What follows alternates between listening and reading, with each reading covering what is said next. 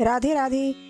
स्वागत है आप सभी का हमारे चैनल भक्ति रमन पर। आप सभी को माघ शुक्ला एकादशी व्रत की ढेर सारी शुभकामनाएं। धर्मराज युधिष्ठिर बोली, भगवान अब आप कृपा करके माघ शुक्ला एकादशी का क्या नाम है, व्रत की विधि और उस दिन कौन से देवता का पूजन किया जाता है, विस्तार पूर्वक कहिए। श्री कृष्ण भगवान कृपा पूर्वक बोले, हे राजन, इस एकादशी का नाम जया है।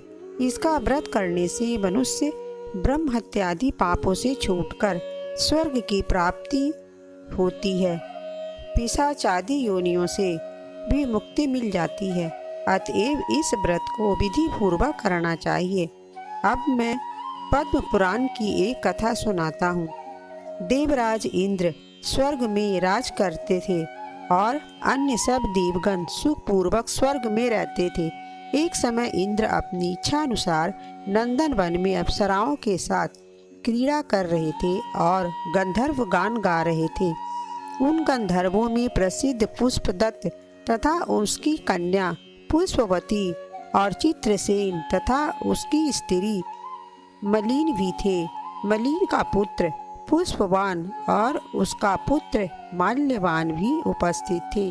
उस समय पुष्पवती नामक एक गंधर्व स्त्री माल्यवान को देखकर उस पर मोहित हो गई। उसने रूप, सौंदर्य, हाव भाव आदि द्वारा माल्यवान को बस में कर लिया। पुष्पवती की सुंदरता को देखकर माल्यवान भी उसके ऊपर मोहित हो गया। अतः ये दोनों कामदेव के बस में हो गए। परंतु फिर भी इंद्र के बुलाने पर नृत्य ज्ञान के लिए जाना पड़ा और अप्सराओं के साथ गाना शुरू किया। परंतु कामदेव के प्रभाव से उनका मन न लगा।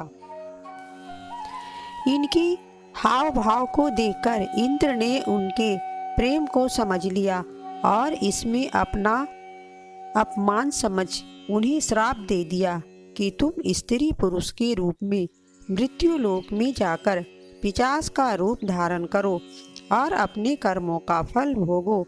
इंद्र का श्राप सुनकर ये दोनों अत्यंत दुखी हुए और हिमालय पर्वत पर पिशाच बनकर अपना जीवन व्यतीत करने लगे।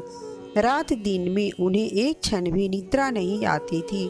उस स्थान पर अत्यंत सर्दी थी। उनके दांत सर्दी से कटकटा रहे थे।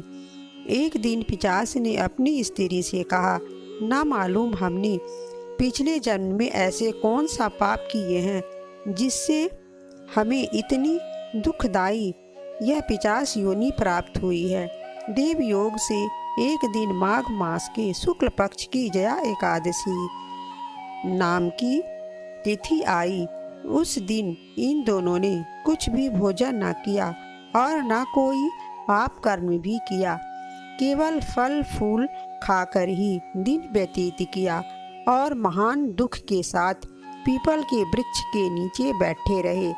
जब सूर्य नारायण अस्ताचल हो गए तब रात्रि इन दोनों ने एक दूसरे में चिपटकर बड़ी कठिनता के साथ व्यतीत की। सर्दी के कारण उनको रात्रि में निद्रा भी नहीं आई।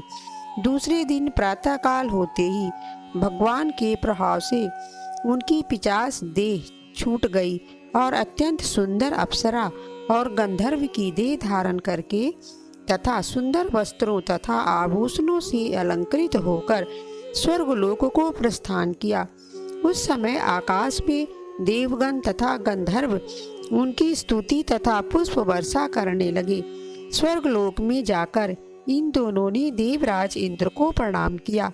इंद्र ने इनको अपने प्रथम रूप में देखकर अत्यंत चकित होकर पूछा, तुमने अपनी पिशाच योनि से किस प्रकार छुटकारा पाया, सो सब बताओ।